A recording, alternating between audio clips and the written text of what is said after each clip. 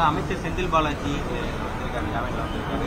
கோவைக்கு திரும்ப அமைச்சராக பொறுப்பு அமைச்சரப்படுவார். சிறந்த செயல்பாடுகள் இருக்காங்க. நீங்க அவரோட பங்களிப்பு எப்படி பாக்குறீங்க? ஒரு அரசியல குற்றச்சாட்டு பிறகு அரசுக்கு வந்திருக்காரு. இது ஒரு இந்திய அரசியல். இன்னைக்கு இரண்டு கட்சிகள் தான் ஒரு வித்தியாசமான பாதையில பயணிக்கிறாங்க. ஒன்று ஆம் ஆத்மி கட்சி, இன்னொன்று திராவிட முன்னேற்ற கழகம். அதாவது ஒரு குற்றச்சாட்டு ஊர்ஜிதமான பிறகு, அவங்களுடைய bail petition multiple time reject ஆன பிறகு, அவங்க இன்னைக்கு வெளியே வந்திருப்பது கிட்டத்தட்ட சார்ஜ் ஷீட் போட்டாங்க, அதற்கு மேல என்கொயரி பண்றதுக்கு ஒன்றும் இல்லை என்பதற்காக நீதிமன்றம் பெயில் கொடுத்திருக்கிறாங்க. ஆனா ஒரு நிரபராதியை கொண்டாடுவது போல நம்முடைய முதலமைச்சர் மு க ஸ்டாலின் அவர்கள் செந்தில் பாலாஜி அவர்களை கொண்டாடிட்டு இருக்கிறாங்க.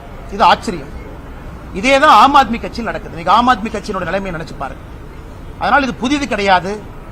ஊழலோடு மலிந்திருக்கக்கூடிய திராவிட முன்னேற்ற கழகம் இன்னைக்கு பெயில்ல வெளியே வந்திருக்கக்கூடிய ஒரு மனிதரை ஒரு காந்தியவதியாக கொண்டாடுவது புதிது கிடையாது. தமிழகத்திற்கு மக்கள் பார்த்துக்கிட்டு இருக்காங்கன்னா, மக்கள் இதை நல்லா உன்னிப்பா பாக்குறாங்க.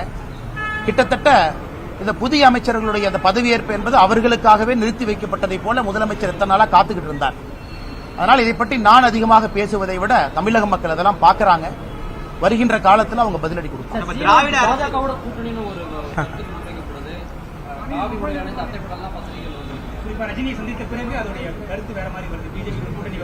அண்ணன் சீமான் அவர்களுடைய பாதை தனி, எங்களுடைய பாதை தனிங்கன்னா வேறு வேறு பாதையில் இருக்கும்.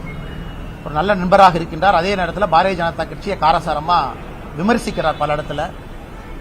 அவர் ஒரு புதிய பாதையில பயணிக்கணும்னு நினைக்கிறாரு, பயணிச்சுக்கிட்டு இருக்காருங்கன்னா.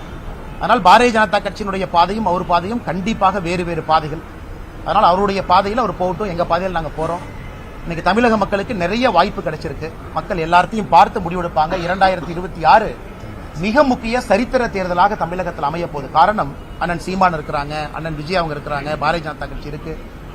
இதற்கு முன்பு இருக்கக்கூடிய திராவிட கட்சிகள் ஆளுமையாக இருந்தவர்கள், ஆளுங்கட்சியாக இருக்கிறவங்க, எதிர்கட்சியாக இருக்கிறவங்க இருக்கிறாங்க.